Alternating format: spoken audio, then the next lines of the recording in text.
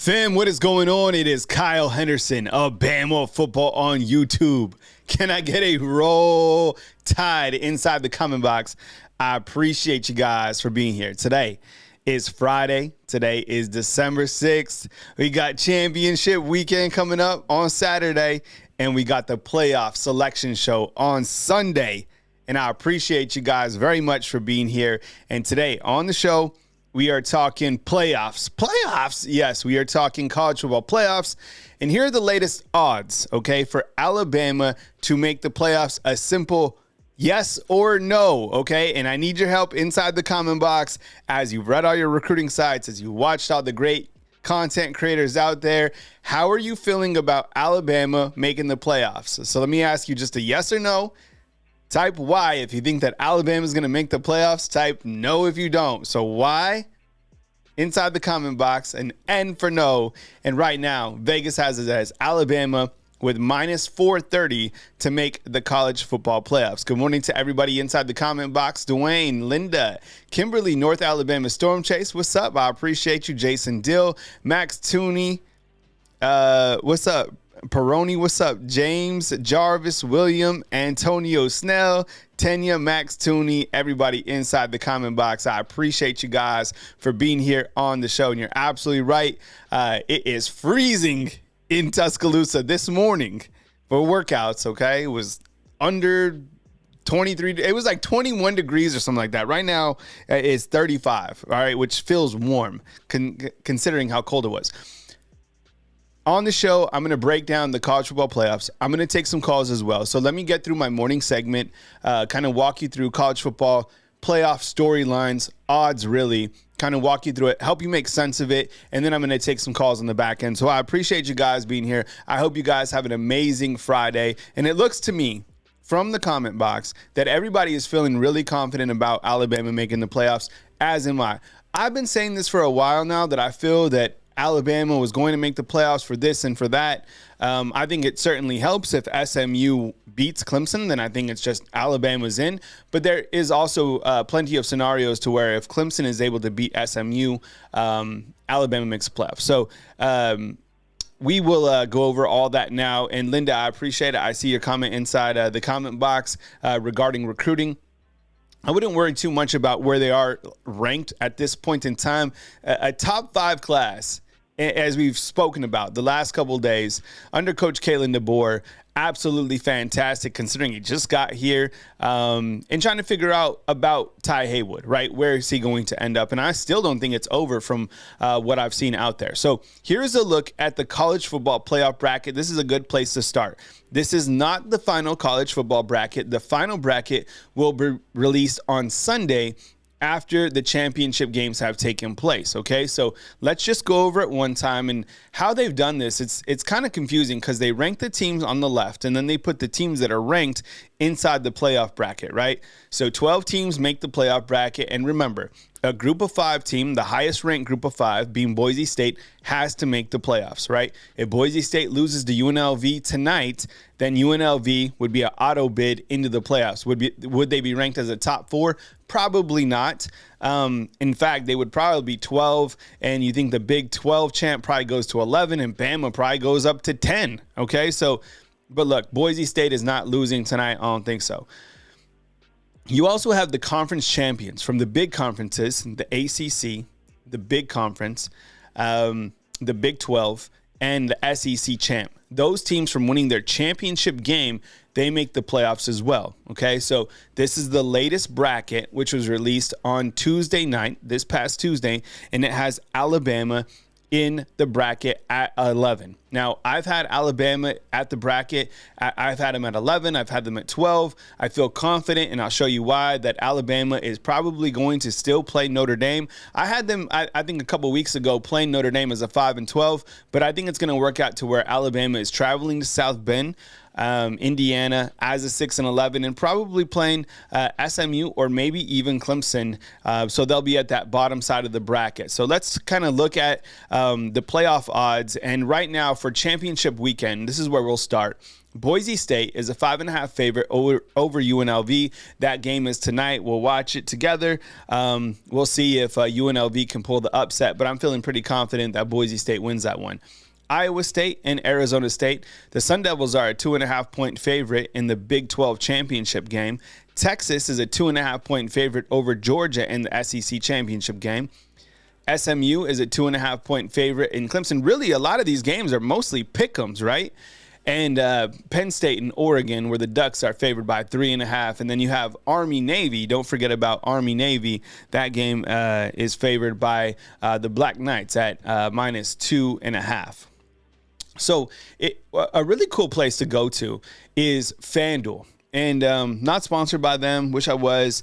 But if you go to FanDuel right now on your phone, and you break down college football playoff rankings, they have all of this organized. So this is from FanDuel this morning. And the college football playoffs for top seeds, they have it listed like this. So the rankings read, which is most likely would be Oregon, number 1, number 2, Texas, number 3, SMU, and number 4, Boise. That's at plus 600. Now, the other option is Oregon at 1, Georgia at 2, being that Georgia would beat Texas, SMU, Boise at 650. Now, the third option is Texas beating Georgia, Penn State beating Oregon, SMU, and Boise. So you don't see a lot of shifting in terms of 3 and 4. That's why I think it's pretty much locked in that winner of ACC and the Mountain West Conference tonight, probably Boise State, is locked at that 3 and that 4 spot. Now, you could get into a weird scenario to where Oregon, Texas, Boise State, and ASU, and that would be because SMU loses to Clemson and, kind of the rails fall off in terms of how these teams are seeding it. But I think the first 3 options are probably what's going to happen. I can't see Penn State beating Oregon, but then again, who knows? In terms of the top overall seed, this is number 1. You have Oregon pretty much a lock, right? Minus 175. I mean, those are fantastic odds for Oregon in terms of pretty much being locked to that number 1 spot. I don't think that, and I asked this on a poll earlier, I don't think that Penn State is able to beat Oregon. I don't think they have the offensive firepower.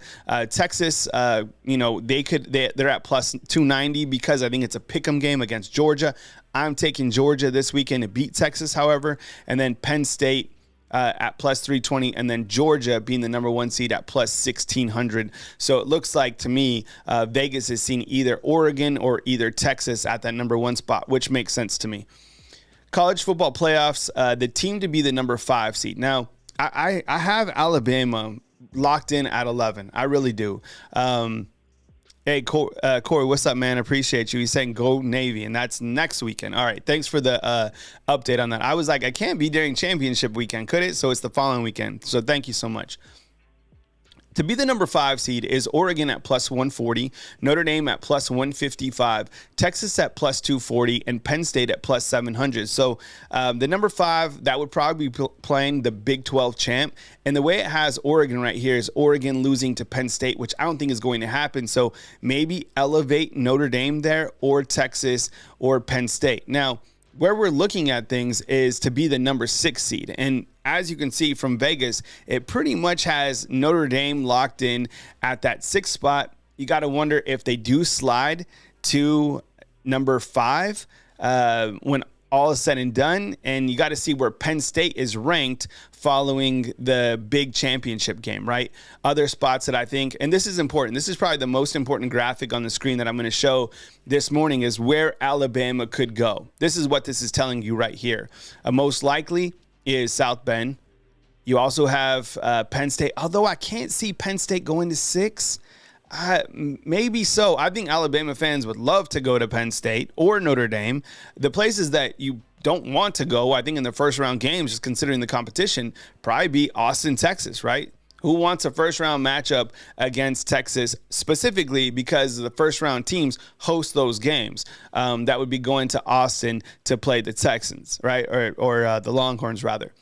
The number 7 seed, you have Georgia at plus 105. You have Notre Dame at plus 230. Penn State at plus 410, and Ohio State at plus 480. So you're probably looking at Georgia, if they were to lose, being a number 7 seed, considering that would be their third loss. And Max, I agree with you inside the comment box. Like being the 11 seed, it puts you at a good side of the bracket. Before we move forward, I mean, just kind of looking at this bracket overall, if Alabama is the 11 seed and things kind of shake out the way I kind of think they're going to, I want Alabama on that bottom side. I mean, I think the top side is a little bit easier. Maybe I want the top side, but the directional map of the tournament would read Alabama on the road against Notre Dame or against Penn State. Let's say the winner is going to play SMU. It looks, as I already showed you, it looks like the odds are locked for that SMU or the ACC champ to be at that 3 spot, right? So then you would go play SMU or Clemson for a New Year's 6, and then you have to tangle with one of the SEC teams in the semifinal. I think if you have the bracket matchup set up like this, you know, I could see Tennessee potentially upsetting Ohio State. I could see, you know, just there's a lot going on with Ohio State right now with Ryan Day and all that. Who knows? I probably have Ohio State winning that one. You got another rematch of Ohio State and Oregon. So, look, the bottom, I think, is tougher considering you're going to have 3 SEC teams there. That's by design, so those teams play in the semifinals. I don't think that a lot of people would want a SEC championship. Smoke, what's up, man? Appreciate you. What's your bracket if Clemson wins? I think if Clemson wins, you put Clemson at that 3 spot. I think they'll be ranked, and this is the interesting thing, and I'm glad you brought that up, because when we look at where Clemson could be, I'll get to this flow chart in just a second.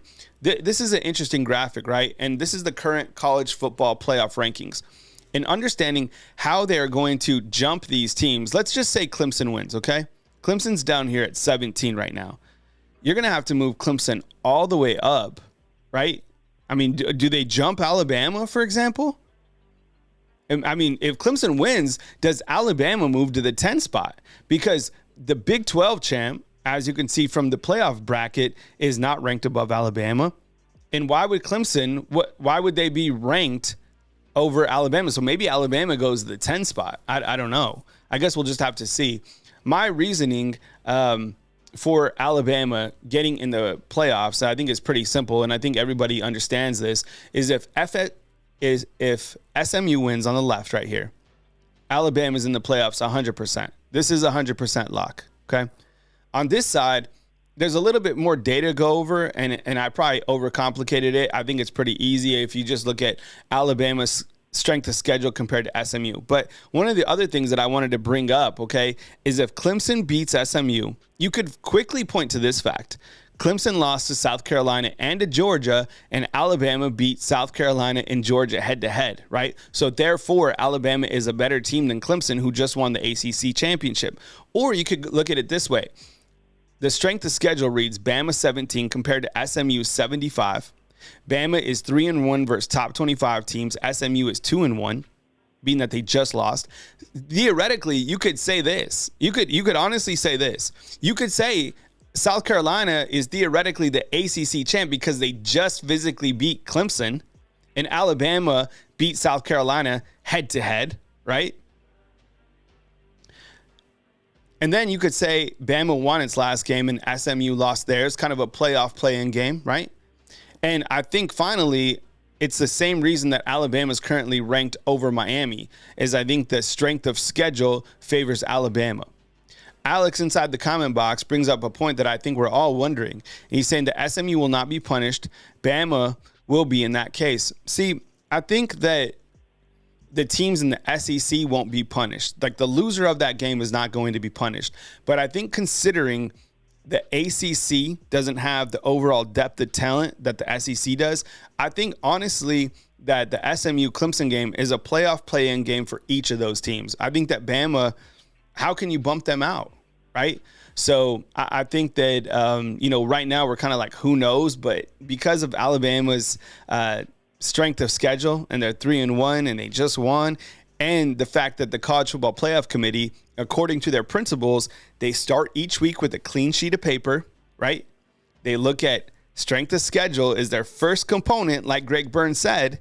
So strength of schedule, Alabama, Did Alabama win their last game, or they didn't play, but they won their last game? And did SMU, where is their strength of schedule? Well, it's behind Alabama. And did they win their last game, or did they lose it? They lost it. So, look, there's a lot to go over when you look to the college football playoff rankings. I'm feeling really good about Alabama's spot in the playoffs. I would imagine that they are going to be the 11 seed, maybe even the 10 seed, which will still put them at the bottom. And I think Texas and Georgia will also be down at the bottom side of that bracket. So I'll give you a closer look at the bracket.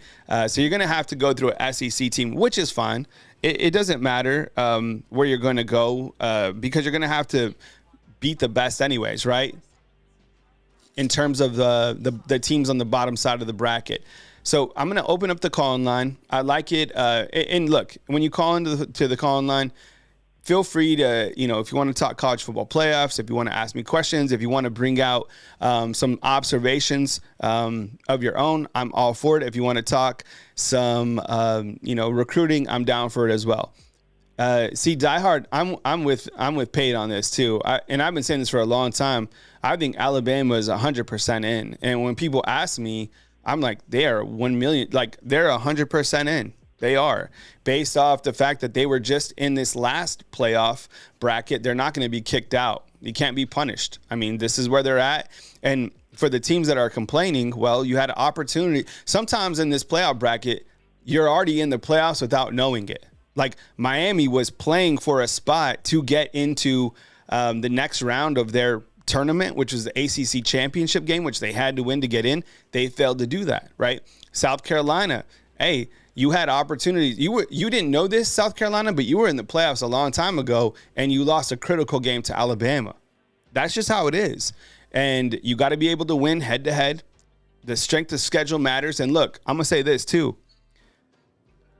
The teams that are being penalized the most is South Carolina and Ole Miss. Because let's face it, those teams are 1,000,000% a top 12 type team in the country. But it's not the real top 12 that are making the tournament. Boise State, fantastic season. You're not a real top 12. Arizona State, same thing to you. If you make the playoffs, or even Iowa State, you're not a real top 12. So you're really taking two teams right from the SEC. So the teams that are being penalized are the teams from the SEC to basically tell you this: why even play in a conference in this point in time? In the championship game, there's a lot on the line because you win that, you punch in. But like, think about Notre Dame. They're sitting pretty. They didn't have to play a conference. They didn't have to play a conference championship game, and they get to host a playoff game. And their schedule, their strength of schedule is light. Sam, man, with the super chat, man. What's up, man? Why would someone want to see Georgia and Texas potentially play 3 times? Ohio State only got to go through one SEC team compared to Indiana. Sucks for them. But, yeah, I appreciate it, man. Thank you so much. And I think that's kind of in the beginning of the season, we were wondering, would Georgia and Alabama meet 3 times maybe? Well, it could happen to, I guess, theoretically. It can't happen this time because it looks like Georgia and Texas, they could meet 3 times, right? Because if they meet in the quarterfinals here, that's just the way it's designed. I would watch those games. I'm going to watch all the SEC games. I think they have good ratings. I don't know if that's what everybody wants to watch. Greg Byrne hit on the fact, and I think this is the biggest point too, is that the conferences are not created equal. Right? Like the big conference, man, Indiana only played 1 top 25 team all year. Miami didn't even play any. Miami didn't play any top 25 teams, and they still didn't make the playoffs. Think about that. Indiana played 1 top 25 team, and they lost. Alabama played 4, and Alabama won 3. You see what I'm saying? Appreciate it though, man. I appreciate you. North Alabama Storm Chase. Did you get my conference graphic? I didn't get it, man. Send it in, and we'll try to run it at some point in time. But I appreciate you, North Alabama Storm Chase. Love the work you do. All right, let's see what's cooking on the phone lines, and we have. So why don't you? Now is a good time to call. We got a 615 and a 910. We'll take it. Let me do a little headphone swap and.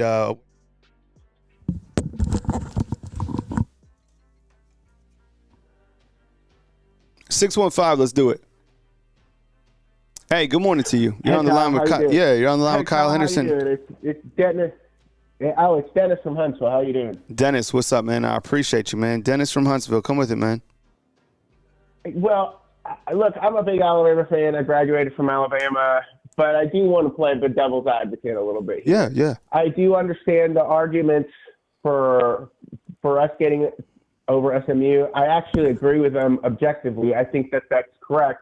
However, I think that there is a lot. The feeling in the country is basically a hatred of Alabama. Yeah, they hate us for sure. and there is a danger if SMU loses in that championship game. There's a precedent that's being set that I think the committee is going to strongly consider. First, we have 3 losses. Yep. I mean, that's our fault. We have 3 losses, but the other one is they're punishing somebody that went to a conference championship game. Yep. And given the bias against Alabama, and given that that's a dangerous precedent that the committee would be setting if they all of a sudden start punishing the loser of their championship game. Yeah. I think there's a chance. I don't know how high it is, but there's a good chance that the committee would use that excuse to leave Alabama out, because now, if not, you're going to leave the committee with how are we going to justify not punishing the Big Ten and SEC members that went to the conference championship game and lost, but now with the ACC, we are going to do it. Yeah. That's a dangerous precedent that the committee is going to have to deal with, and look, just, sometimes I go on these Reddit boards and I'm amazed by how much absolute hatred there is for Alabama. I mean, we dominated the sport for 15 years, 17 years under Nick Saban. And I just think that we better be real careful about saying that we're in, because I don't think we're in. I think the chances are better than not. But if SMU loses, I think the committee is put in a really strong pickle, because given all that hatred that's out there, all of a sudden they've got this very dangerous precedent that they can set, and the whole country's going to be jumping on them. They're going to be all over them. Yeah. If they all of a sudden punish SMU for losing that championship game. That's how I see it. Yeah. I'll answer you on the other line, but I appreciate you calling in. Dennis calling in from Huntsville, man. Thanks for calling in, man. I appreciate it. Thank you, Kyle. So Dennis brings up, and I got a 910 and an 865 coming up next. Now, I appreciate all the super chats. I'll get to you guys here in just a second. Dennis brings up 3 points. He just called in from Huntsville. The fact that Alabama has 3 losses, right? Absolutely. And the losses that you have, 2 of them are the teams that lost 6 games this season, right? With that said, Alabama does have the 17th toughest schedule in the conference, right? Very tough. I think you have to add that into consideration, being that it's Alabama's, it's the college football committee's, right, like main principle is strength of schedule. Okay. The other thing is, like, are you like Dennis was talking about, are you punishing the conference champ or the conference runner up rather by losing? Yeah, maybe so, but that's the ACC. Everybody knows that is not a top tier conference. And I think everybody knows, specifically Greg Byrne pointed out, that all conferences are not created equal. And I think that's one of the biggest things that we have to remember, is that the SEC is where all the talent is, the top talent. And this is the other thing too, is you're already punishing the SEC.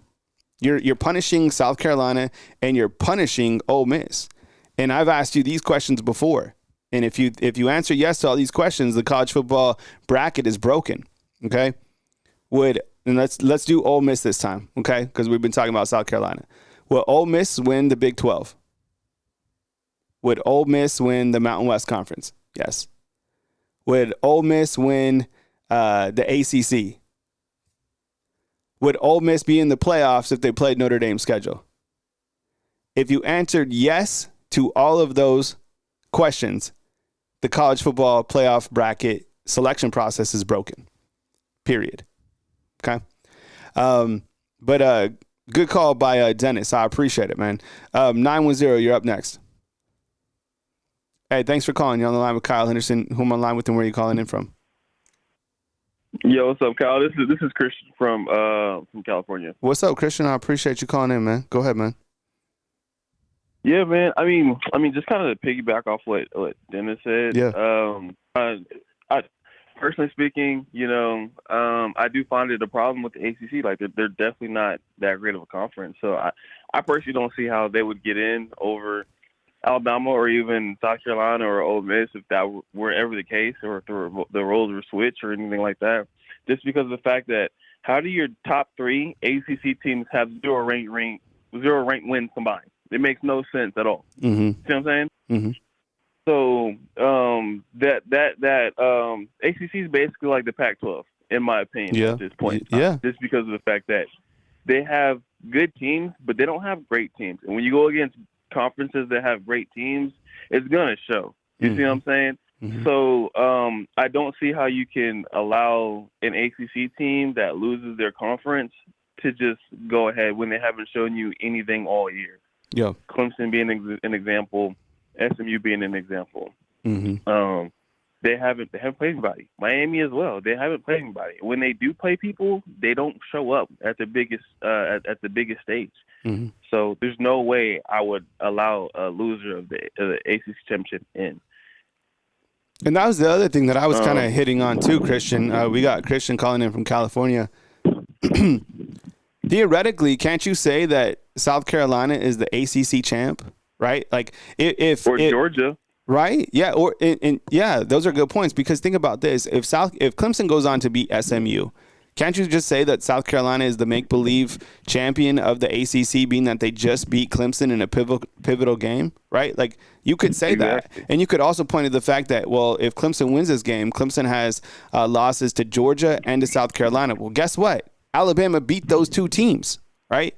Yep. I mean, so let's not forget who Alabama beat. That's why I think it's also would be interesting and probably add more arsenal to Alabama's schedule if Georgia's able to beat Texas, which is very possible, right? Let me read out some of these super chats real quick, Christian. Hang tight. PK205 says, this is what Saban was talking about. Just because you win your conference, you shouldn't get an automatic bid by, because at-large teams are still will be better than some or most. Exactly what I was just saying. Like South Carolina, like Boise State, they're getting a bye. If they win tonight, they're getting a bye. Think about that. And I don't want to discredit, because it's hard to win games, period, in all levels of sports. But they couldn't do that in the SEC. Neither could Arizona State or Iowa State in the SEC or even the big conference, right? Patriot Live says, he just throws in a 20 spot. He's like, this for all the haters. Appreciate you, man. And Smoke, what's up, man? Appreciate it. He say, I can't see the SEC, the most powerful conference, only getting 3 teams in the college football playoffs. Greg Sankey can't be happy about this. Yeah, I mean, you got to look at, and they have to make all the conferences happy to be able to go with this 12-team format. That's what's scary about adding 16 teams. I like the 12 teams, but if you're going to really go with 12 teams, make it the best 12 teams, which you're not doing right now. So you're failing by not having the 12 best teams. You're trying to make people happy rather than putting the best teams in place. Christian, go ahead, hit on another topic before I move on. Yeah, that's fine. I got 2 more points and they'll be quick, man. My second point, bro, I don't see how Ohio State is hosting Tennessee. I don't like Tennessee, don't get me wrong, and I think their fan base is annoying as hell. But at the end of the day, Tennessee deserves to host against Ohio State. Ohio State has not impressed me with that roster that they've had, and they spent $20 million on that roster. They are the least deserving of home field advantage I've ever seen in any college team so far. Second thing is, on my final point, is just more of the fact that the way that they're doing the college football playoffs, if you're going to put the best teams in, just put the best teams in. If Boise State is whatever they are, okay, fine. But I don't think we should be doing, well, if you win your conference, you get a bye week. Because at the end of the day, it doesn't matter. If you go play in your conference championship and you lose, then you still have to play the following week. You see what I'm saying? Yep. So it really does a disservice to teams like the SEC and the Big Ten that play hard schedules, or just teams in general that play hard schedules. And then if they stumble a little bit and then they lose in their conference championship, then they got to come back the next week and play again. I really think that sucks, because Georgia just went into overtime against Georgia Tech, got to come back and play against Texas. And if they lose, they're going to have to come back and play again 3 weeks later after going 8 overtimes playing Texas, which is a hard team to play against in a conference championship. So you're hyped up. And then if you lose, now you have to play an away game on the road in the college football playoffs. That's just setting that team up for failure at that point. Mm-hmm. Yep. I appreciate the call, man. Thanks for the way that go ahead, finish out, Christian. My bad. No, you're good. I was just saying, like, the way that they're setting stuff up, you could tell that they're favoring teams that, that don't have a conference. Like Notre Dame hasn't played a soul all year. Yep. And they get the rest this week, and now they get to host the game the week after. So it's just things like that. They got to do a better job. Yeah, no, I think you hit on some great points, man. I appreciate the call, man. Thanks, Christian. You too, guys. Yeah, and I think the one thing that I was saying earlier, too, is I think Coach Kalen DeBoer does have a little bit more time to work the roster management. And this is the other thing that we really haven't spoken about either, is I think in this format of the playoffs, players probably waiting to see if Alabama made the playoffs or not to hit the transfer portal, right? Because the transfer portal opens up on the 9th and the playoffs are revealed on the 8th. If Alabama doesn't make the playoffs, or if your team doesn't make the playoffs, that affects you, right, in the transfer portal. That's why I brought up yesterday the whole make-believe, idea of like having another tournament set for the field of 12 that didn't make it, and you play that tournament for cash. $2 million if you didn't make the tournament goes to the champion. $500,000 goes to the team, to kind of separate within the locker room. And I think that keeps players on your team rather than hitting the transfer portal. I don't know, make-believe idea. Maybe it's like the NIT. I don't know. Call line is open. We got Angel from Pigeon Forge coming in next. Angel, what's up, man? I appreciate you joining, man. Welcome to the show. Go ahead. Yes. So the whole way to settle this discussion is if the next couple of years they have, the SCS, right? The 16 playoff team. Mm-hmm. They had 9-3 teams in that playoff. So I don't see why that can be a big difference in the 12-team playoff. I mean, let's face it, the ACC is not good. They haven't played nobody. Yeah. We said this before, and I'll say it again. They are terrible. The ACC conference, they don't schedule any tough games. I know Clemson did, and they lost. But the point is that you really shouldn't have 2 teams in there in the ACC that don't have a good schedule. Like Miami is a good example of that. Mm-hmm. They haven't played nobody. When they play a game on the road, they lose. But they were up 21, and then they lost. I mean, Mario Cristobal yelling at people, whatever, and Cam Ward. Look, y'all guys are entitled, man. But Miami is just no good, man. They haven't been relevant in 20-something years. But the point is, they haven't played a tough team yet. Let me get smoked. Let me show on the screen. You bring up a really interesting point. I want to show you guys right now. Let's go full screen and let's look at SMU's schedule. Okay. Has anybody looked at SMU's schedule? Yeah. Okay. Let's do this. This is interesting. All right. Here is SMU's schedule right here on the screen. This is SMU, the team that it could be between Alabama and SMU, right? Like here's SMU's schedule. What would Alabama's record be if they played this game? James, what's up, man? I see you inside the comment box. Okay, SMU played Nevada, HCU. What is HCU? BYU, TCU, Florida State, Louisville, Stanford, Duke, Pitt, Boston College, Virginia, Cal, and coming up next, Clemson. That's SMU's schedule. Oh my goodness! Like that's a cupcake. This is sad. Look, I will say this. This is how bad the ACC is. And credit to SMU being good, but like SMU, who is SMU before this year? Oh, Houston Christian. Thank you. I didn't even know who that was. Yeah. They just come into the ACC and they go undefeated. That's how weak the ACC is. Man, Bama on this schedule. Let me ask you this. Does Bama beat Nevada? Does Bama beat Houston Christian? Does Bama beat BYU? TCU? Florida State? Louisville? Come on. It's a joke. This is sad. What a sad schedule. That wouldn't even be – this would be boring. Man, Boise plays tonight. You're right, Alex. Yeah. What else you got, Angel? I know you were talking Miami, but Miami's done. They're out. Miami, they don't have no chance, man, because they have 0 ranked top 25 wins. And that matters in the playoffs. Devon's got 4, technically, because they have to head-to-head with South Carolina. But man, this play will never be fixed, okay? This will never – there will always be teams left out of the playoffs. Yep. Face the reality. Nothing's going to be fair. That's why you got to win and schedule tougher games. Yeah. People are just delusional. But anyway, Carl, who do you got tonight winning? Boise State and UNLV. I got Boise State winning. Yeah. I have Boise State too. I think I think Boise. I think that's a good team. Look, I come from the Mountain West. Like those are the teams I grew up watching. So I have nothing like against those teams personally. It's just like I didn't understand, real SEC football until I moved here and have been a part of the college football fabric. There is a tremendous, it's not even in the same league. And I get it. Sometimes you'll get a team from the Mountain West that's really good, that can punch at a very high level. You've seen it happen once in the last decade or whatever. But come on, let's be real, man. That sort of schedule is not warranted of a bye in the playoffs. Stop. Like that's wrong. Yeah, they should have just took that out, because that's a loophole right there. Yeah, they got the loophole, and so does Notre Dame's too. And someone, Rich B, I think asked inside the comment box. We just looked at that SMU schedule. Let me ask you this: what would Vandy's record be playing that? Undefeated. Right. Vandy would be Vandy. Yeah, Vandy or South Carolina or Ole Miss, like I told you. All right. Anything else, Angel?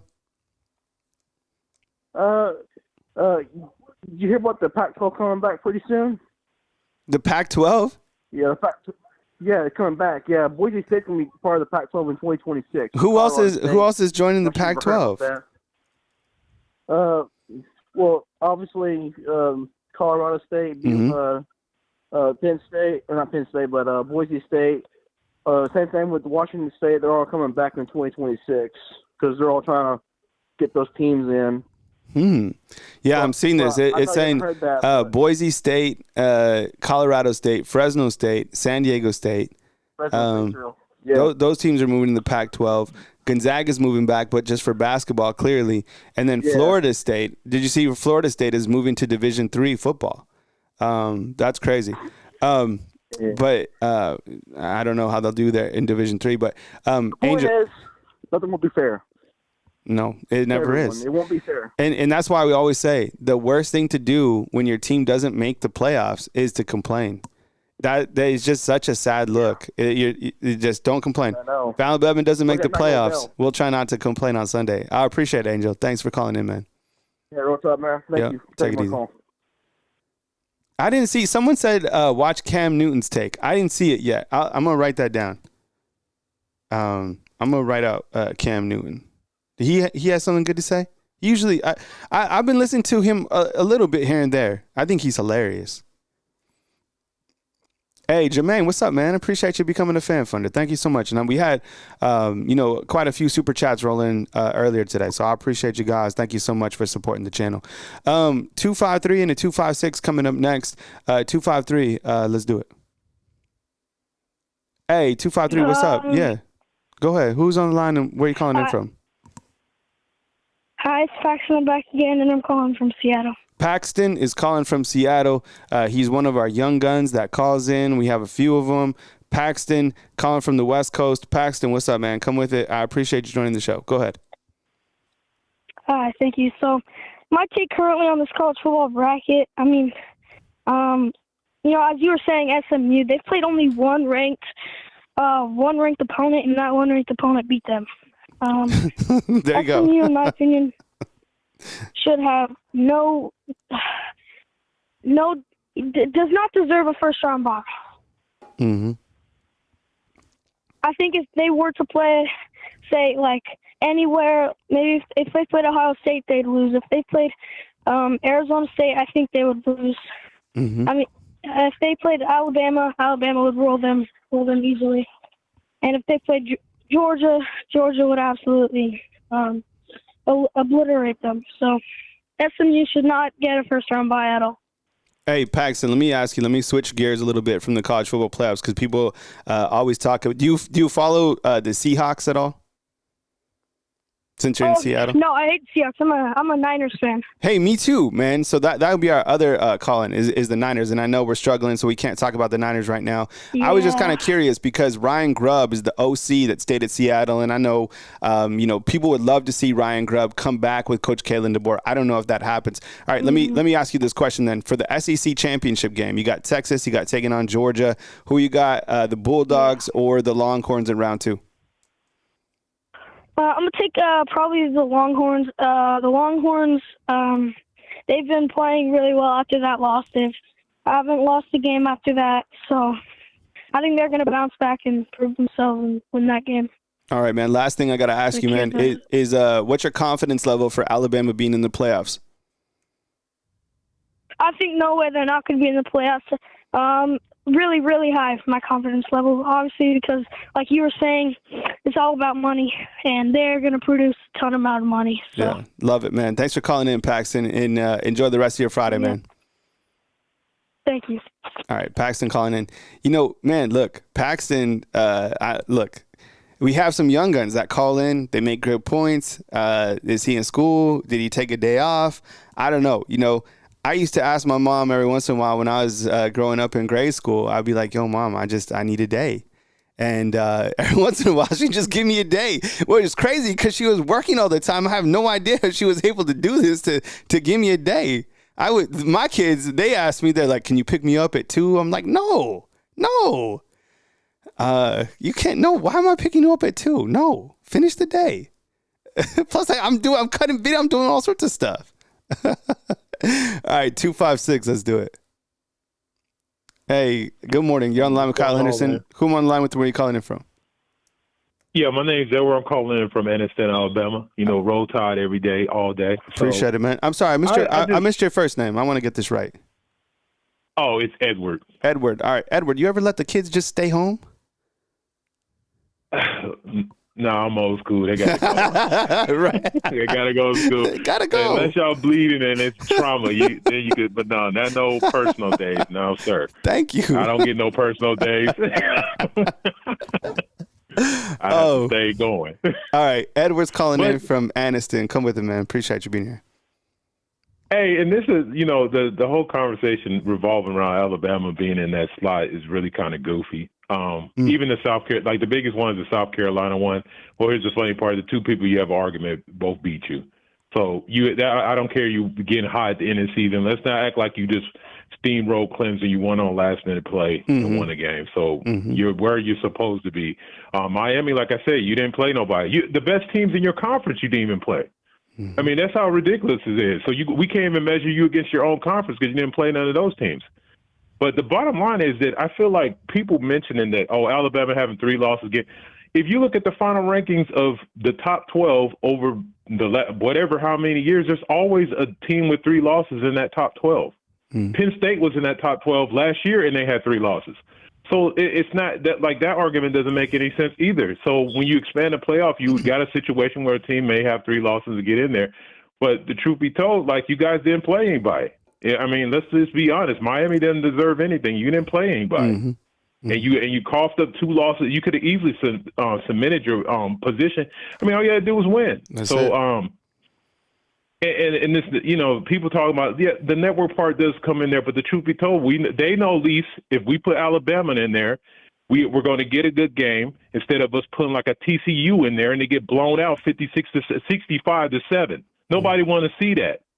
So let's be real. So we can take 3 losses, go into the playoffs, and actually show up and still do something because it's about pride. Yeah, we're not happy just to be there. We still want with 3 losses, we still want a championship here. We're not just happy to be in the playoffs. So I think that's the main difference people are missing.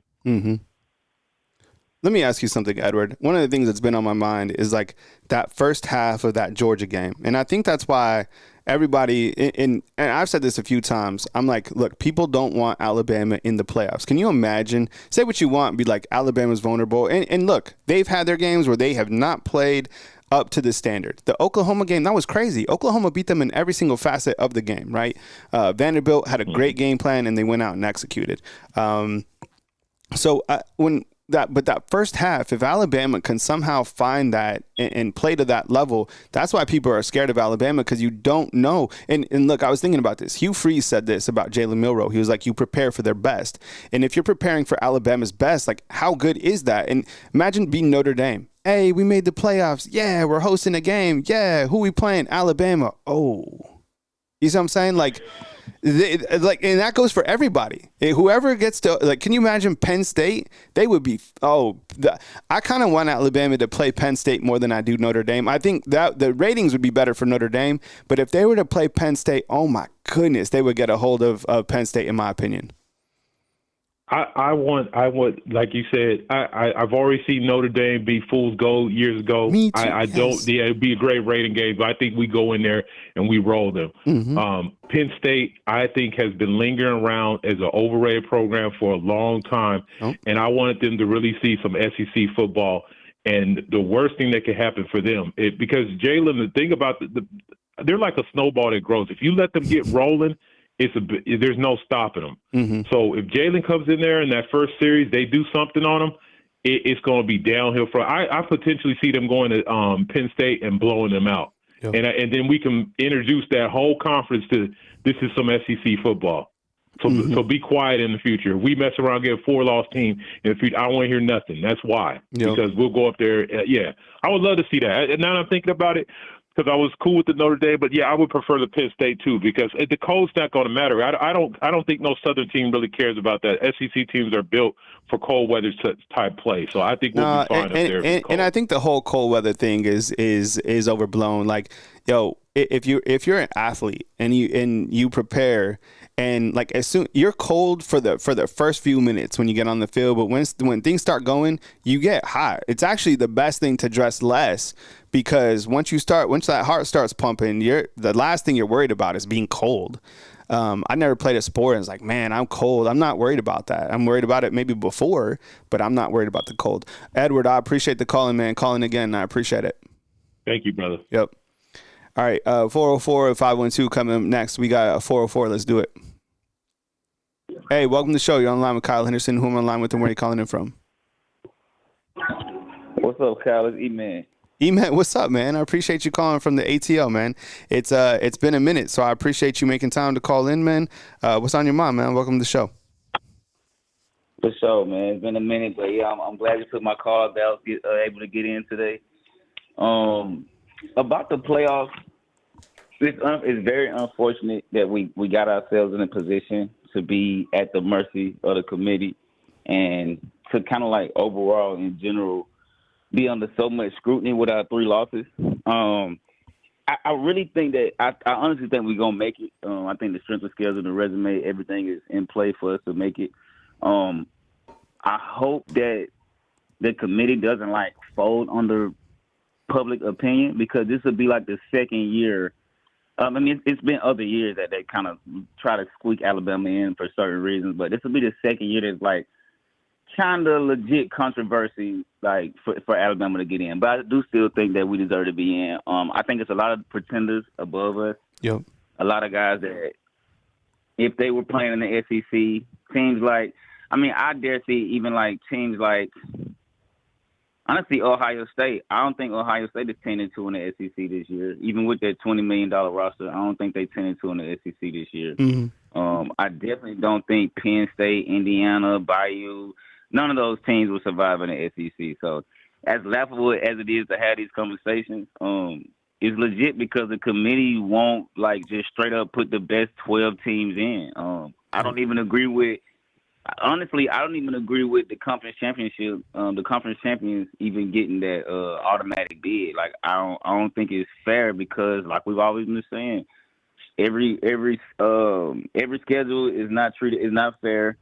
It doesn't equate, and honestly, just every league in the nation is not like the SEC. So like, in my opinion, a 3-loss Alabama or South Carolina, because they are playing really good right now. Or Ole Miss could have been in over Miami and SMU if it needed to be. But I mean, of course, that's my bias because we Bama fans. But just being realistic, like, I mean, look at the resume, look at the graphics that every channel, every pod, everybody's putting up. It's like pretty apparent, but like people just hate the fact that Alabama is gonna be in the playoffs one more time. Like, I just really wish that we didn't lose and put ourselves in a position to even be under so much scrutiny, because a lot of times I think that the committee like wavers and might fold under that public pressure. But like, what do you think, Kyle?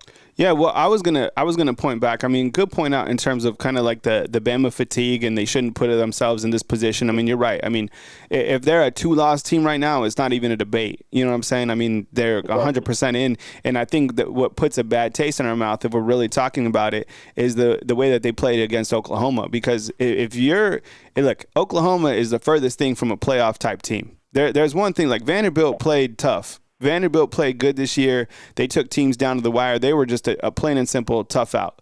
But Oklahoma, that team was not good for the majority of the season. Okay, and to see them lose like that was really sad. I had never seen Alabama lose like that, and I think there's got to be someone in the committee or a couple of people being like, look, okay, Alabama's capable of one half of the best football in the world, but they're also capable of 4 quarters of losing to Oklahoma.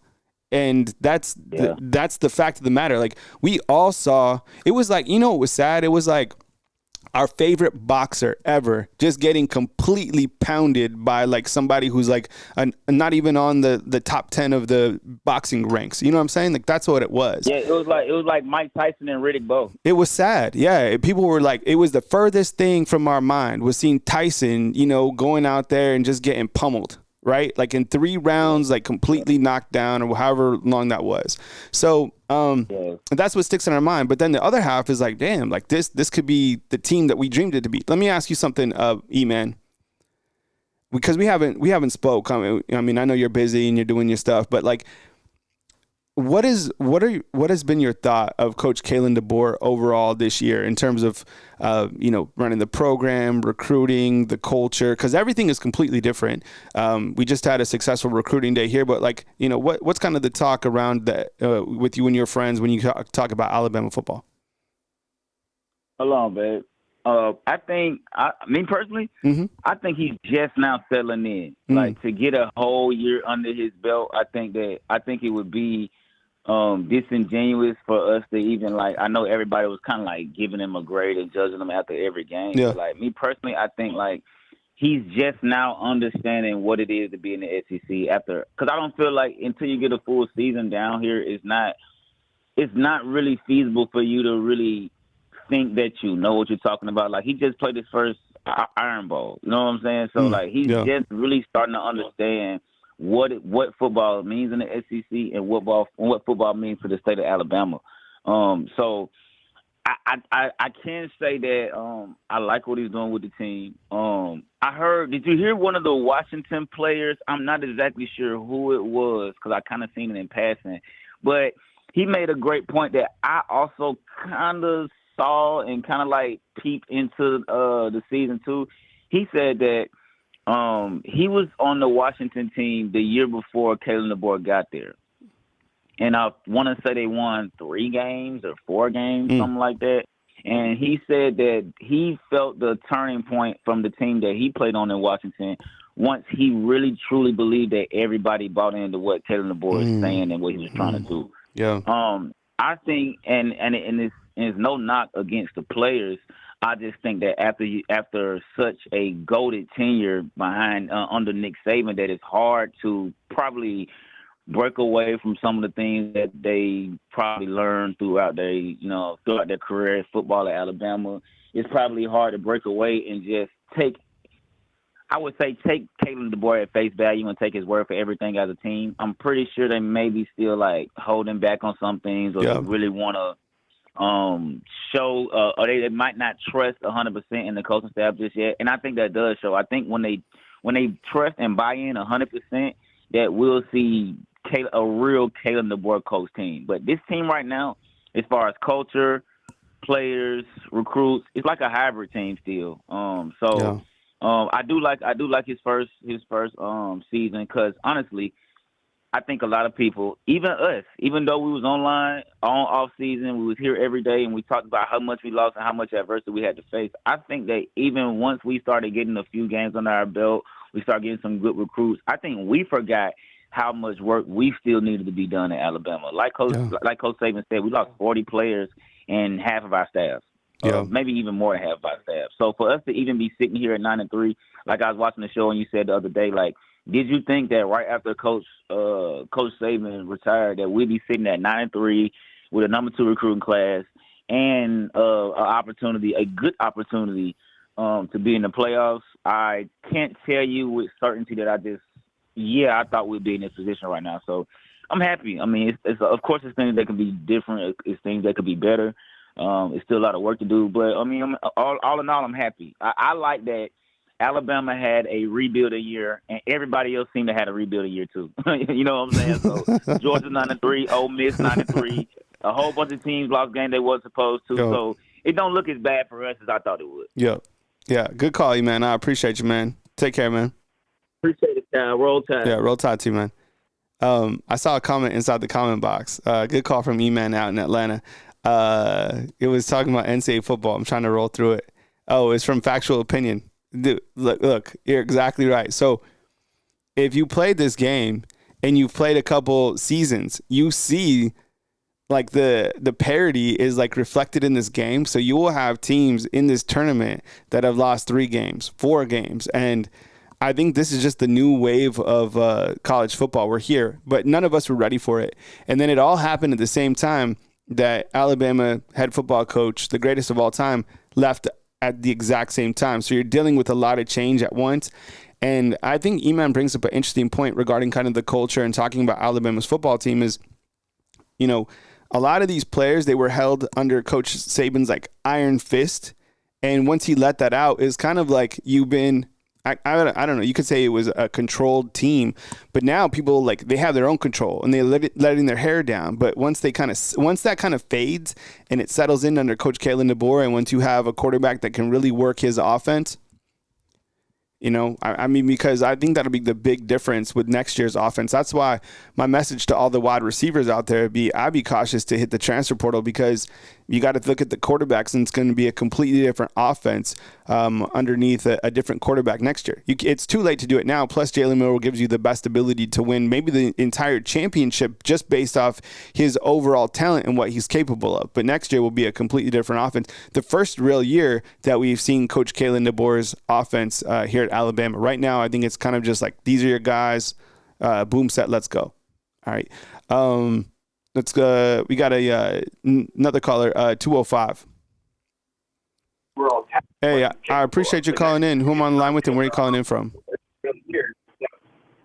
Tuscaloosa, Alabama. Cameron Horton. Hey, Cameron, what's up, man? Thanks for calling. I appreciate you joining the show. Come with it, Cameron.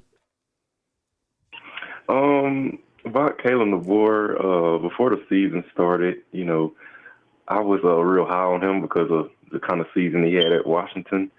But, you know, looking at it now, and don't get me wrong, like I love him and everything, but he just ain't Nick Saban. He's just not him. He ain't Nick Saban. He's just not Nick Saban. I mean, and a lot of Alabama fans, especially the fans that I know, don't seem to get that. You know, yes, I think that the loss to Oklahoma was probably one of the most pathetic losses I've ever seen in Alabama. Yeah, I think that game was even worse than the Vanderbilt game. But I think the key to Bama being, you know, getting through the playoffs, if they make it, is that they're gonna have to show up. They can't afford this, you know, have bursts where they play good and then second half they slow down. They can't afford that. Do I think they're capable of making that? Yes. Play well. Consistently, too. Not kind of how they've been. But, you know, that's my whole take on that. What about playoffs? How are you feeling about like Alabama's chances in making the playoffs? And I just saw something inside the comment box. There's a fake, so I want you guys to be aware of this. there's a fake there's multiple fake news accounts on Facebook that just write no, I hear that beep. It sounds like a fire alarm, like when you haven't replaced your batteries. I don't know, Cameron, have you checked the batteries on the smoke detector? That's what it sounds like. Oh yeah. Yeah. I'm gonna step up. But you got to get that 9-volt. And you know what? Once the 9-volt is gone, that's it. You should have at least 6 9-volts in your house, because those things, once they go out, nobody has those. Your neighbor doesn't. Nobody else has them. But there's a fake news account that writes fake stuff about Alabama football. And I think that those should be shut down, because they've been saying, they said that Coach Kalen DeBoer had a baby. They said that Jalen Milroe was having twins. They just said that Jalen Milroe is coming back. I would stick to like your trusted sources. I would stick with like Tide Illustrated, Tony Tsoukalis, Charlie Potter, a Bama Online, Mike Rodak, a 24/7. Those are the guys that are like the legit team reporters. But in terms of like all that other stuff, I'd be cautious to, that Josh Pates, you know what I'm saying? Like that, those are like the guys. Cameron, how you feeling about Alabama making the playoffs? Are you like confident or you're not confident? I'm kind of neutral. I wouldn't say confident. I'm not confident. I'm kind of in the middle. I just gonna have to wait and see. Honestly, I mean, it's still Roll Tide, but we'll see. Depends on what team we get.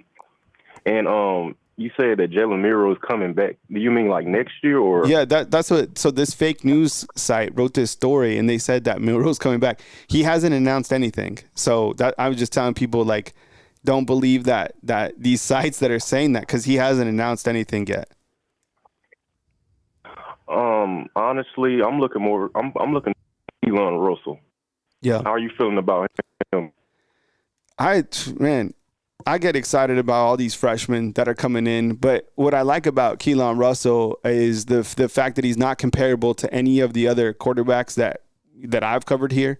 And not to say that any of those other quarterbacks were bad. I'm just saying this quarterback fits Coach Kalen DeBoer's schematics, and the receivers, I would imagine under Coach Kalen DeBoer's offense, are really going to get fed.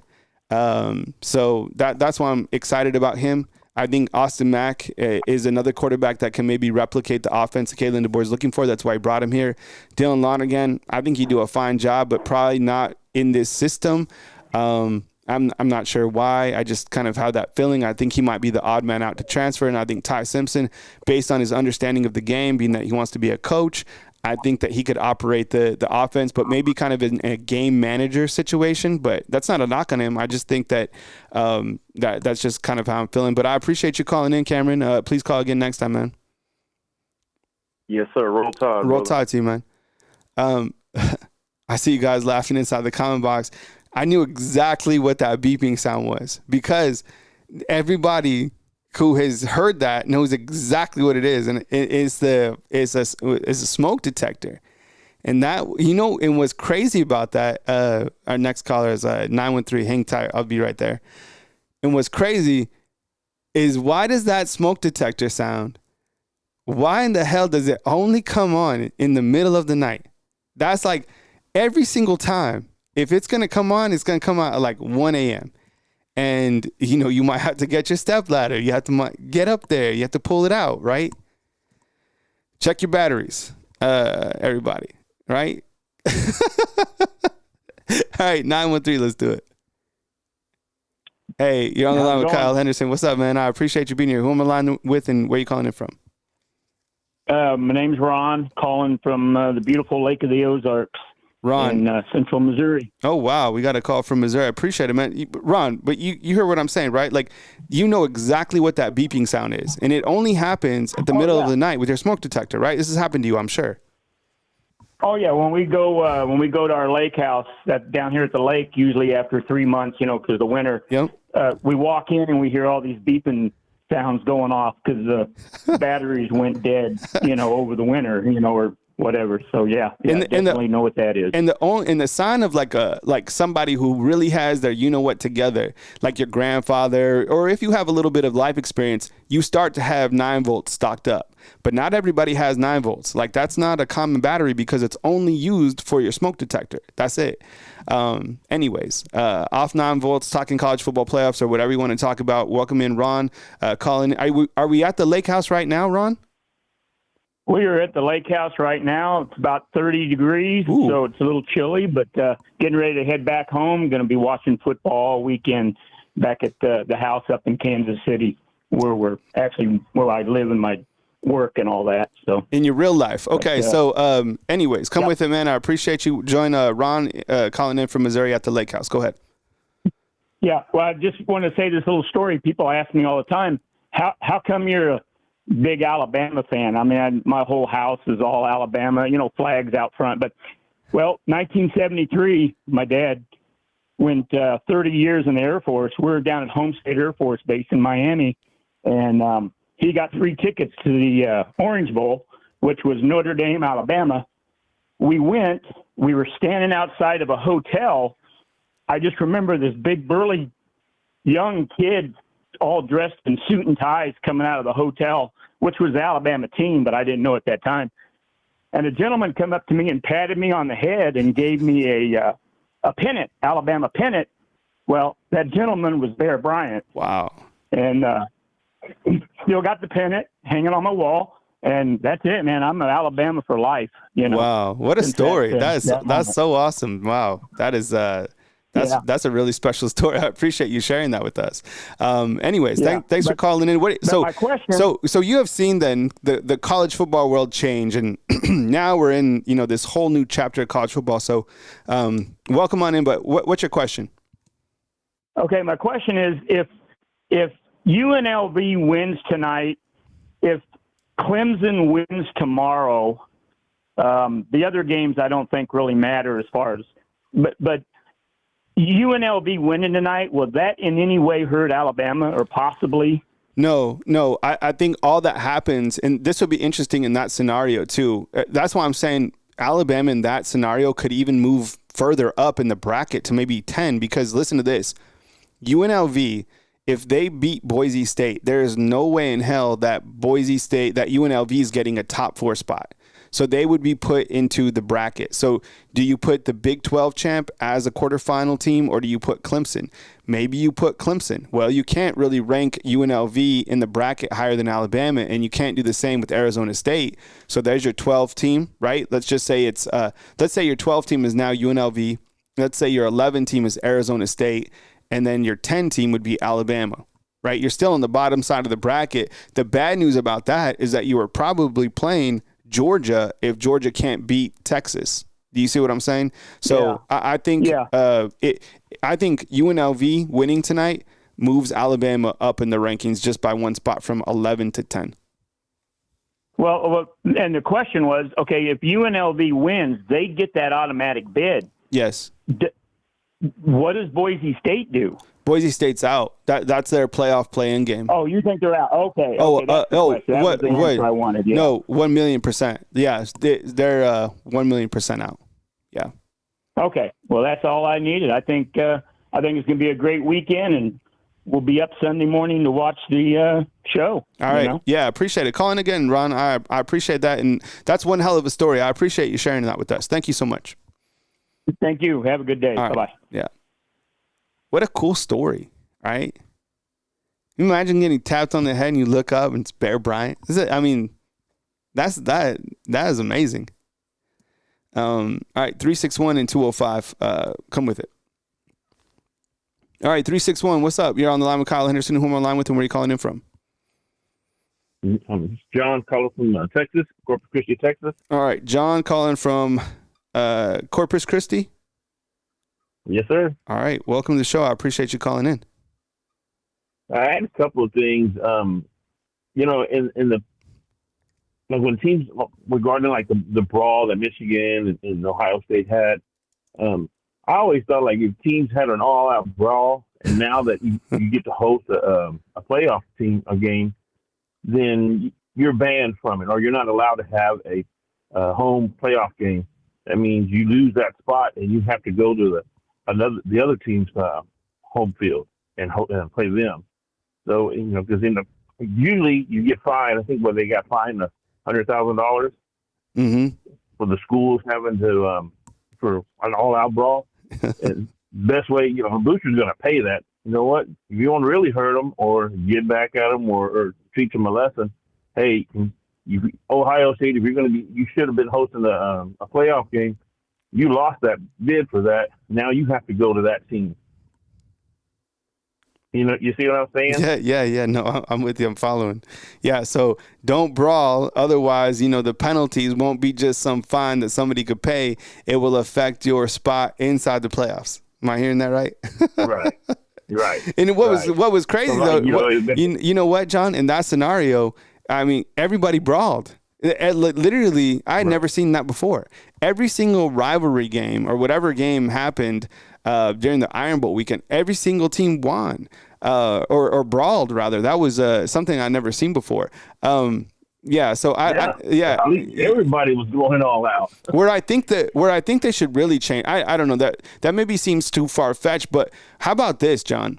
How about penalizing or coming up with something to stop students from storming the field? Because you have a case right now. I don't know if it's been settled or whatever, but and I brought this up a couple weeks ago. A high school student who's 18 years old is suing Alabama football player Drake Kirkpatrick. I have no idea if this is an ongoing case, but it was taking place a couple weeks ago. The student is suing Drake Kirkpatrick. So the student storms the field. Drake Kirkpatrick is getting to the locker room. The guy claims that Drake Kirkpatrick Jr. punched him in the head, and now he has a concussion. Who's to say going forward, now with all these players having all this money from NIL, that fans and students can't directly target these players and suing them for money? You can't sue the university, but you can start suing the players. You see what I'm saying? Seeing the precedent there? And I think you need to penalize, don't storm the field anymore. That is I don't know what the fines are, $200,000. Make it like $5 million. Because I don't know if you've ever been on a field or if you've stormed the field. Number one, you're not allowed to do it per conference, right? But they do it anyways. But if you've ever been on the field and you're not storming it and you're trying to get out, talk about anxiety in terms of that's why Coach Saban and every single coach has sheriffs around them. But why don't those players have, sheriffs around them as well? I mean, they're worth, even if you're worth like a NIL player, $500,000, $1 million. I mean, think about it. So anyways, I know this is a little bit off topic, but just something that I've been thinking about. John, what do you think about the whole playoff setup? Are you feeling that Alabama gets in the playoffs? How confident are you this Sunday?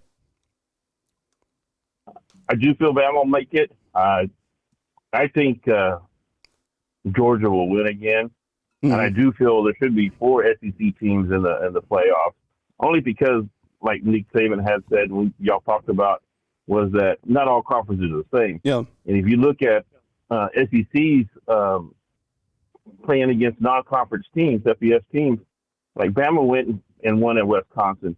And I think when I looked at it, SEC went 12-6. Mm-hmm. Other conferences, if you look to see how strong they are, how did the Mountain West, how many teams do they play in the other conferences? So instead of having 3, we played Mercer and Western Kentucky. Let's say Bama should play an ACC team and play a Big Ten team. And everybody does that. 3 non-conference teams from the other conferences and see how you fare. And then you look at how those teams, each conference did against those conferences. Say, hey, this was the weak one because look how many losses they have. This is a strong one. The one with a stronger case should have more teams in the playoffs. Mm. And that would say, you know what? If you're Notre Dame and you're independent, you shouldn't get a bye in the first a bye because you didn't play a conference championship. You didn't play in any type of conference. And if you want to be in the talks to host or be in that top 10, then you need to schedule teams from the SEC, the ACC, everywhere in order to prove your worth. So it's going to come down to how well the ratings work. When I went to my brother and I, he's in Florida and I live in Texas. We go every year to a different game for Bama, and we went to the Georgia game. And when I came back to work, everybody said, "Man, that was a badass game." But it was awesome, and the ratings were super high. I think it's one of the highest ratings there was. Yeah. And that's what they want. That's where you get all their money from, and that's where they're going to look at. They don't want to look at like earlier I said when Bama played TCU, a blowout. Yeah. You don't want that. You want some ratings. You want everybody glued in. You want to make that money, and you're not going to get that with some of these teams that haven't played tough games throughout the season, and then they get blown out. You're only going to show that, hey, we can't handle this. We can't play with the big boys. But I do think Bama will make it in. I think they might move up to 10. Yeah. After this weekend. I kind of think they'll move out to 10 too. But I appreciate the call, John. Thanks for calling in, buddy. All right, thank you. Yep. Roll Tide. Yeah, Roll Tide. Yeah, I had John's calling in from Corpus Christi. I was looking at Corpus Christi. I've never been. I've been to Houston, but I've never been to Corpus Christi. I've never been to I didn't go as a high school student to South Padre Island. I've never been to Galveston. I've never been in that region, and I've traveled. As you guys know, if you guys watch the show, I've been to some places. Oh, another place I've never been is Biloxi. I've never been down to Biloxi or Gulfport. I don't know if those are bucket list type places, but I love to travel and I love to see different things. So I don't know. Is it true? Did Justice Terry just commit to Texas? Justice Terry news. Let's see what happened. I didn't see. Oh, did he commit? I guess he committed to Texas. Okay. Yeah. I mean, look, I'm not surprised. Texas is going to get theirs. Getting defensive linemen, quality defense is hard. It is very challenging. They're not easy to get. They're not easy to solidify. That's props to them. I do like Alabama because they have Stephen Bua, and I guess if you can get Cavante Henry to play that bandit position. You Green, what's up, man? I appreciate it. Thanks, Jarvis. Yeah. Great fishing, though. See, I would like to do that. Yeah, I would like to, maybe do something like that, but I've never been to the area. All right, back to the phone lines, 205. You know what? I'm hitting today for lunch. I'm thinking about hitting up. So how this all works? After the show, I cut down those short little videos you see. It takes a little bit of time, and I post them throughout the day. If there's something I news as it happens, whatever. But there's a spot here in Tuscaloosa. It's called Antojitos. It's a Mexican place. And on Fridays, they make, and look, there's the Mexican places here in Tuscaloosa. They're pretty good. They're a little bit more Tex-Mex for me, but they're good. They're not like the New Mexico cuisine. It's not even like that. And it's not real Mexican. Antojitos is real Mexican. And on every single Friday, they have pozole. And I think that's what I'm going to hit up for lunch, in case you're wondering. When I start talking about lunch, that means I start getting hungry, okay? All right, 205, let's do it. Hey, thanks for calling. You're on line with Kyle Henderson. Who am I on line with, and where are you calling in from? Hey, Kyle, this is Pat. My last name is Steiner. I'm from Tuscaloosa. All right. I love watching your treads. It's absolutely amazing how up you are on Alabama not to be from here. Yeah. Oh, I appreciate it. Yeah, this is it's my livelihood, so I appreciate it. What did you say your last name was? 25. Just put it up there. Yes, sir. I wanted to talk to you about that. Ty is definitely going to be the quarterback next year. There's no doubt about that. They're going to open up, but hey, you're not going to have a freshman starting at Alabama. Come on. You may think so, but I just don't think so. What's your opinion on that? He is a great quarterback, but that SEC, he's still a big fish or a little fish in a small pond. Or big pond, excuse me. Yeah, it's a little bit loud where you're calling from, but let me get your name before I move on. What was your name? Yeah, this is Pat in Tuscaloosa. All right, Pat in Tuscaloosa. Okay, I'm going to answer you on the other line, okay? But I appreciate you calling in. Ebony Carter, no, you got to go to Antojitos. I'm serious. Antojitos is a spot. All right, I promise you. It will not let you down. Tell him I sent you. Okay.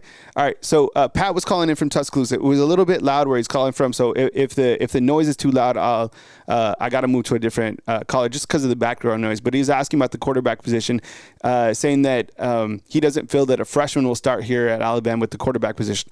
Look, I think if you're Vegas and you're setting on odds, I think the odds-on favorite to be the starter is clearly Ty Simpson. He's been here. He's been the guy to go in to be the quarterback. He's a student of the game. His father is the head football coach at UT Martin. He has a lot of athleticism. Don't sleep on his athleticism. Really, even Dylan Lonergan can move a little bit, inside the pocket. But Ty's fast. North and south, he can move around the pocket. His what he did at high school, he's doing here in college. Just hasn't had the opportunity playing behind Milroe. So I think he's clearly the front runner to be the favorite. I think what Keelan Russell brings in, same thing with Austin Mack. I think these are quarterbacks that are specifically being groomed and coming into the system that can work Coach Kalen DeBoer's offense. And that's not a knock against Dylan Lonergan, but Dylan Lonergan was recruited by Coach Saban, and these two guys are Coach Kalen DeBoer type guys. That's why I think that these quarterbacks can operate the true identity of Coach Kalen DeBoer's offense going forward. Nothing against any of the quarterbacks, but look, the two guys on the right are Coach Kalen DeBoer's guys. The two guys on the left are not Coach Kalen DeBoer's guys in terms of guys that he recruited. Now, are they good quarterbacks? For sure. Look at Eli Holsting. Look what he's doing. And Ty Simpson, I'm sure that he can be a quarterback that can maybe operate the offense. He'll have an opportunity to in the springtime. So we'll see. But I think he's the odds-on favorite to start. But the two guys on the right have been recruited specifically to run this offense. The two guys on the left are Coach Saban guys. We'll see what happens. And we'll take another call from the 912. Hey, you're on the line with Kyle Henderson. Who am I on the line with and where are you calling in from? My name is Kenneth Biles, calling from Savannah, Georgia. All right, Kenneth, what's up, man? I appreciate you calling in from Savannah. Come with it, man. Welcome to the show. So my first take is, I was excited when they were coming out with the 12-team playoff. Mm-hmm. And from my understanding, I thought that as long as you was in the 12, you was going to play no matter what. No matter what seed you in, no matter what conference you in, you was going to play. Yeah. That's how I feel that they should do it. Yes. Instead of having to wait around and, wait on somebody to lose so we can get in, it's pretty much silly. You know what I'm saying? Mm-hmm. Instead of letting us prove by playing, that we belong there. And then my second take is, if Milroe do stay, they're going to make one of those quarterbacks probably going to jump in the transfer portal. So, Milroe got to go. Yeah. I love Milroe, but, yeah, he got to go. Then my next take is, no, there's not going to be a freshman quarterback ever playing for Alabama. No, you got Ty Simpson there right now, who been waiting on – he been waiting for the shine for the longest. Mm-hmm. It's time for that man to shine, If he ain't getting no playing time, he gonna jump in the portal. Yep. And then my next take is, do I think we're gonna get in? I'm 50-50 with that because, like I said, we gotta wait on somebody to lose so we can get in. Mm-hmm. So I don't know how that game gonna go with Clemson and whoever they play. I forgot the name. I forgot who they play. SMU. Yeah. Whoever they are, you know what I'm saying? So, yeah, that's my thing. And, we got all these teams in there in the top 12 who ain't played nobody in the SEC. Like I said, if you gave Boise and even Ohio State the roster, not the roster, the schedule Alabama has, I don't think we'll be talking about them being in the top 12. Mm-hmm. It won't happen. Yeah, 100%. I mean, we looked at SMU's schedule earlier on the show, It was crazy. They played HCU. I know Alabama played Mercer, but I mean the overall competition, the level of competition that SMU played was light. I mean everybody knows about the ACC, although a couple teams are punching above their belt. Georgia Tech playing some pretty good football. Miami has a really good quarterback, but we knew that they were a pretender. But I get what you're saying.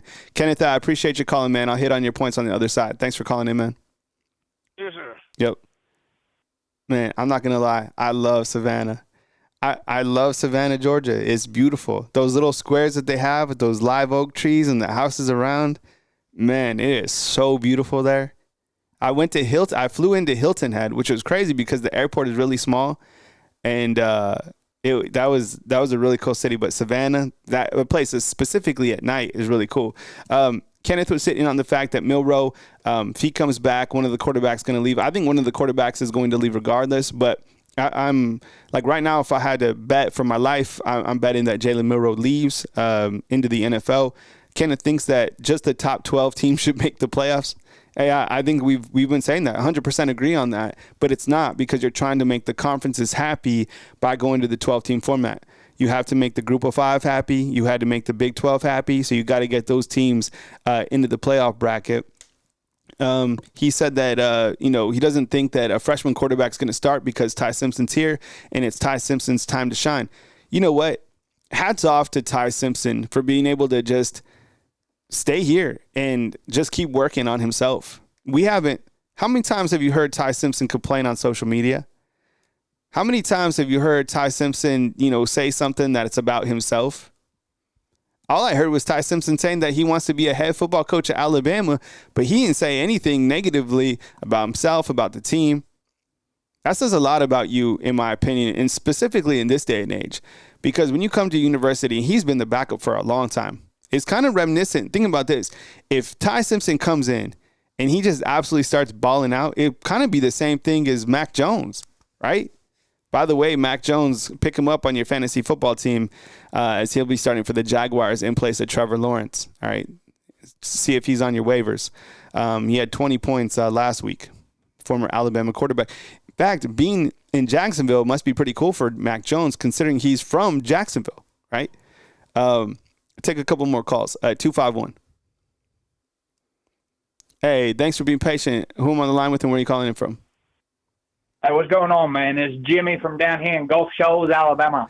Jimmy, what's up, man? I appreciate you calling in. Welcome on in. Y'all doing all right?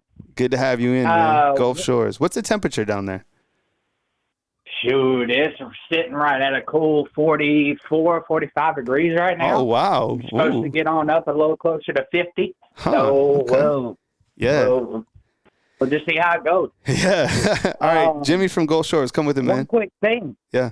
Yeah, one quick thing. Is this, I may be wrong, but is this not one of the most athletic recruiting classes that Alabama has ever put together? I mean, just from the size and the speed and the length of all these kids. I mean, I genuinely think that this may be one of the most athletic recruiting classes that we've ever put together, at least in my lifetime. I could be wrong, but every one of these kids seems like some out-of-this-world athlete that can either play multiple sports or plays multiple positions. So I was just kind of wondering if next year, I was kind of thinking when DeBoer first came in, as far as recruits goes, he was trying to keep Saban's guys like Ryan Williams and a couple others. Then this year, he was really focused on keeping his guys. In year 3, you think we can expect him to kind of hit more of the local scene, like more Alabama kids, more Georgia kids, more local kids? Because I'm just curious as to if this national recruiting database setup that we got is kind of sustainable, long term, 3 or 4 years down the road. You bring up a really good point on with Jimmy calling in from Gulf Shores, because when you look to how many prospects Coach Kalen DeBoer took from the state of Alabama, there's only 2. And I think it was Hugh Freeze who really cleaned up in the state of Alabama, taking, 9 out of the top 10. With Naheem Oford end up going to Oregon. So that was something that was completely different that we're not accustomed to seeing. Same thing with only taking 1 prospect from the state of Florida. But, when he comes in, his recruiting ties are to the West Coast. So you do have 6 guys in here from California. I guess 7 if you include a preferred walk-on kicker. But getting back to your question about the athleticism of this class, I think it's a good point to look at. I mean, you look at a player like Daryl Duke Johnson, a guy who played quarterback, running back, being recruited as a linebacker. Ivan Taylor is a hell of an athlete who's coming in. Pops played in the league. Jackson Lloyd plays baseball, plays basketball. He's an offensive tackle. Dejon Lee, outstanding track athlete as well, right? 300-meter hurdles, 110 hurdles. Keelan Russell, what's crazy, he's the number 1 player in Texas. Out of all the players in Texas, he's that's outstanding to me. Derek Meadows, I think, is another track athlete, right? Who's coming in. So yeah, you bring up a good point in terms of athleticism. And I asked this, and I have another video floating around about transfer portal needs. I think right tackle, and now that I think about it, maybe you do need a big defensive tackle. What's the feel out there on this Bear Alexander? Right, he transferred, I think, from Georgia to USC. Now he's in the transfer portal again. I don't know, but maybe you need another big man in at DT. Yeah, I think from what I've read on him, he's just too much of a head case to be worth the trouble. But everything's kind of a new territory as far as college football goes. So I appreciate you taking my call, man. Yeah. That's all I really had for you. Yeah, absolutely, man. Take it easy. Yeah, y'all have a good one. Yeah. All right. 662, let's do it. Hey, thanks for calling in. Who am I on line with and where are you calling in from? Man, it's Stephon from Tupelo, Mississippi, right next door. All right, man. Yeah, Tupelo, not too far away. What'd you say your first name was? Stephon. All right, Stephon. All right, Stephon calling in from Tupelo. Stephon Tupelo. Come with it, man. I appreciate you being here. All right, man. I feel like we're going to make it no matter what happens. What I put at, I think Alabama's going to stay at number 11. I think they're going to drop SMU out because I feel like Miami, if they put Alabama over Miami, I don't see why they couldn't put them over SMU. 100%. That's just my take. I do feel like Austin Mack looks like a better quarterback. I would try Austin Mack, Ty Simpson the first couple of games, see what happens. Develop the newbie that's coming in. I'm not trying to discredit the other kid that Nick Saban brought in, but Austin Mack to me is kind of like the future. Him and Ty Simpson, one of the two. Mm-hmm. I just wish if we make the playoffs, I'm hoping they get our 2 running backs the ball because they're beasts. I mean, I'm gonna be honest with you. I mean, watching them in the spring, I was like, okay, we got to run 2 running backs now, and I just feel like if we're gonna make a deep run into the playoffs, it's gonna have to be not with Jalen Milroe's feet. Oklahoma proved that they could stop it. Yep. It's not hard to do. Mm-hmm. Defense playing lights out. I'm sad about Sabe and Lawson, all of them getting hurt, but the 2 linebackers that came in stepped up. They're doing a really good job, but I don't see us dropping out, honestly. If SMU loses to Clemson, I feel like if they put Alabama with Miami, they're going to definitely put them over SMU. That's just me. Yeah, no, I think you bring up a great point. I think that makes the most logical sense, too. I mean, if Miami's not over Alabama, that tells us it's because of strength of schedule or lack thereof. And same thing exactly with SMU, being that they have a worse strength of schedule than Miami. You see what I'm saying? And plus, they would have just lost. But I appreciate the call, Stephon. Thanks for calling in for Tupelo, man. No problem, man. Have a good day. Take it easy. All right. I appreciate you guys being here. We'll wrap it up on this. I got the graphics in from my boy North Alabama Storm Chase. So here's a championship weekend and nice graphics, man. I really like the way that these came through. Marshall and the Raging Cajuns taking place in Lafayette. Looks like 57 degrees. You got Lucas Oil Stadium. Obviously, that's a dome, but the outside temp is 35. And then you have at Bank of America Stadium, Charlotte, North Carolina, Clemson, and SMU. That game's in the evening time. Outside temp of 38 degrees. Let's see what else we got. Conference championship games. You have Iowa State and Arizona inside AT&T Stadium, 50 degrees, 40% chance of rain. Be safe driving home. In the MAC championship, you got another dome game, but the outside temp is 29. And then for the SEC championship game, obviously in another beautiful, I love that place. 50. I love Atlanta. I'm missing Atlanta. I need to go back to Atlanta. All right. Western Kentucky and Jacksonville, Alabama, 34 degrees. UNLV, Boise State, and Boise, Idaho, only 33. Should be colder than that. That game is tonight. These are your Friday night games. And of course, in the American Athletic Conference, you have Tulane taking on West Point Army, and 26 degrees up in West Point, New York. I hope you guys have enjoyed the show. I love being here. I love taking your calls. If you're calling in from Corpus Christi, if you're calling in from Seattle, if you're calling in from New Jersey, if you're calling in from Gulf Shores, if you're calling in from Pensacola, Florida, or Tallahassee, Alabama, don't matter to me. I want to talk Alabama football with you, or just honestly college football in general. I appreciate you guys. I'm going to work on some video cuts, and then I'm going to go have me some pozole, and then you'll find me talking college football right here on Bama Football on YouTube. Have a blessed day, everybody. Check your fire alarms. Check the batteries, all right? Make sure you hear the beep. Get your step stool out and get it done. Get those 9-volt batteries, all right? Chase them down. I appreciate you guys for being here. Have a beautiful, blessed day. Be in the present, be in the moment. Call your mom, call your dad. Enjoy this beautiful thing called life. I appreciate you guys. One more time from beautiful Tuscaloosa, Alabama, Kyle Henderson, Bama Football.